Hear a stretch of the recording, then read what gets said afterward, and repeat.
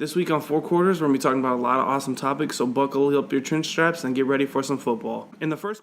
But when you catch 11 balls for 259 yards, that's something to talk about. We just saw men fly!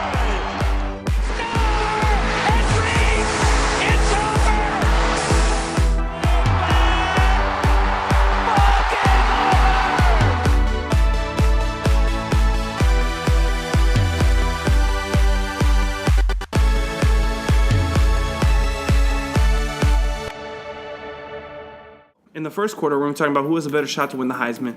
Is it USC Sam Darnold, or is it reigning, defending Heisman Trophy winner Lamar Jackson? In the second quarter, we're going to talk about who has a better shot to win the Davey O Brien Award, which is the best quarterback in the country. Is it Shane Buechele of Texas, or is it Jacob Eason of Georgia? In the third quarter, we're going to talk about who should start for the Vikings, or who should the Vikings continue to build upon if Teddy Bridgewater is healthy. Should they stick with Teddy Bridgewater, or should they stick with Sam Bradford? In the fourth and final quarter, we're going to be talking about who I would rather have as my quarterback heading into their third season. Is it Marcus Mariota, or is it Jameis Winston? Without further ado, let's jump into the first quarter of action. And in the first quarter, we're going to be talking about who has a better shot to win the Heisman. Reigning Heisman Trophy winner Lamar Jackson, or Sam Darnold. If we take a look at reigning Heisman Trophy winner Lamar Jackson, he had a great season. It was spectacular. He completed only 56% of his passes, but he did throw for 3,500 yards, 30 touchdowns to just 9 interceptions. He also added over 1,500 yards on the ground and another 21 touchdowns. It was spectacular. He put on a show. Every time he touched the ball, we didn't know if it was going for a 50-yard touchdown,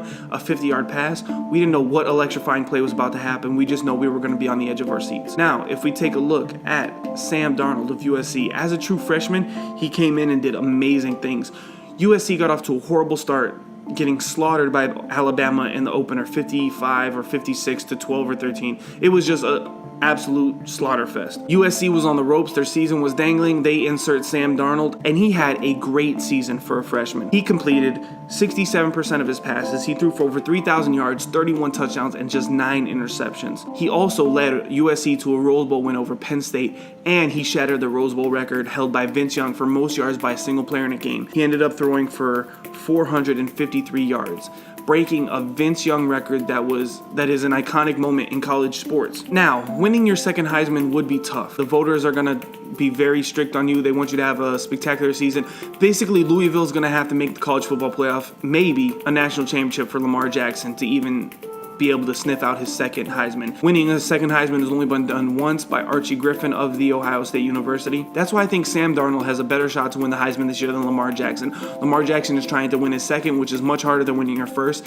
Sam Darnold was only a freshman and didn't see a full season, and he still put up phenomenal numbers. USC is going to win the Pac-12 because of Sam Darnold this season, and he is going to have a Heisman campaign. He's going to throw for over 50 touchdowns if he continues to build on what he has done. Sam Darnold has a better shot to win the Heisman this year than Lamar Jackson does of winning his second Heisman. Entering the second quarter, let's look at who has the better shot at winning the Davey O Brien Award for the best quarterback in the country. Is it true sophomore Texas quarterback Shane Buechele, or is it true sophomore Georgia quarterback Jacob Eason? Let's look at the numbers. Shane Buechele, 60% completion percentage, 2,900 yards, 21 touchdowns, and 11 interceptions. Jacob Eason, only 55% completion percentage, 2,400 yards, which is 500 less than Shane Buechele, and he had 16 touchdowns, which is 5 less than Shane Buechele's 21 touchdowns, and he had 8 interceptions, which is 3 less than Shane Buechele's. So Shane Buechele was better at everything except interceptions. If we take a look at upcoming season, Tom Herman is taking over as the head coach for Texas, and Houston's quarterback play got better when Tom Herman arrived. I expect the same from Shane Buechele in Texas this season. Texas is going to have a better year than Georgia. I think Georgia is going to stumble to 3 or 4 losses. Shane Buechele is going to put up huge numbers for Texas and have one of the best seasons in their recent history.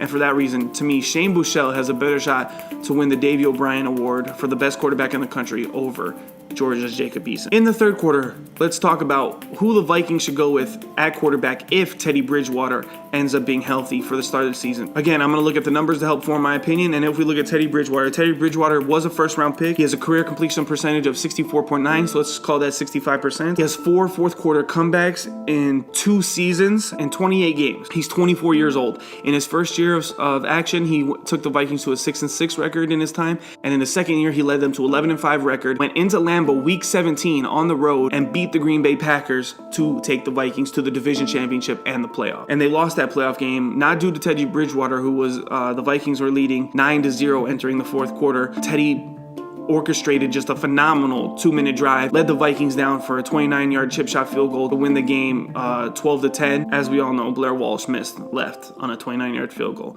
So Teddy Bridgewater has proven he can be a great quarterback. He just needs to continue his development and see more action. Now, if we look at Sam Bradford, they lost a first-round pick acquiring Sam Bradford. Bradford is 30 years old. He has a career completion percentage of 62.3%. He has 7 fourth-quarter comebacks in 6 years. So only 3 more fourth-quarter comebacks in 4 more years than Teddy Bridgewater. Sam Bradford, 6 seasons, he's never had a winning season. He's also 32, 45, and 1 in his career. Last season, he did break the completion percentage record in the NFL, completing 71.6% of his passes. He also was only 7-8 as the Vikings quarterback. Now, whether it's his fault or not, he has never had a winning season and is under 500 as a starter. With that being said, it is what it is. He's only going to win 50% of his games, and whether it's his fault or not, that's just what we know after 6 years. Teddy Bridgewater in 2 years has proven he can lead the Vikings to the playoffs and even win the division. So if Teddy Bridgewater can somehow find a way to heal and be healthy and ready after that gruesome injury, I think that Teddy Bridgewater should be the Vikings quarterback going forward. Maybe you sit him this season just as a precaution and let Sam Bradford play out this final year on his contract. But after that, going forward, the Vikings should stick with the younger, higher ceiling Teddy Bridgewater as their franchise quarterback. Moving on into the fourth quarter. Who would I rather have as a quarterback heading into their third season? Marcus Mariota or Jameis Winston? Jameis Winston has played 32 games. Marcus Mariota has only played 27. Jameis Winston is 15-17. Marcus Mariota is 11-16. Jameis Winston has thrown for over 8,000 yards, 50 touchdowns, 33 interceptions. 4.5% of his attempts have gone for touchdowns, while 3% have gone for interceptions. He's had Doug Martin for 24 games, and his leading receiver has been Mike Evans. Not bad help on the offensive side of the ball. Now looking at Marcus Mariota, he's thrown for 6,200 yards, 45 touchdowns, 19 interceptions. 5.5% of his passes go for touchdown, and just 2.3% go for interceptions. And he has 4 fourth quarter comebacks to Jameis Winston's 3 in 5 less games. His best running back he's had for 16 games has been DeMarco Murray. Better than Doug Martin, but Doug Martin's been around for 8 more games with Jameis Winston. Also, Marcus Mariota's leading receiver has been tight end for 20 games, Delaney Walker. So if we look at the degree of difficulty, Marcus Mariota's degree of difficulty has been much higher than Jameis Winston's. I really think they're both great quarterbacks capable of winning a Super Bowl at some point in their career. You're basically trying to just pick by a hair. You know, if this was a horse race, it's a photo finish. And in that photo finish, though, I will take Marcus Mariota as my quarterback if I had to choose just one. He's a better running quarterback, and provided he gets more help on the offensive side of the ball, I think he has potential to become a top 5 quarterback in the NFL. With that being said, Marcus Mariota would be my choice heading into their third season as which quarterback I'd rather have on my roster. I want to thank you guys for tuning in to another awesome edition of 4 Quarters. Please follow me on Twitter. Link is on the video along with the Game Haus's Twitter. Please like us on Facebook. Please like this video and subscribe to our YouTube channel. From our house to yours, thank you for tuning in to another edition of 4 Quarters.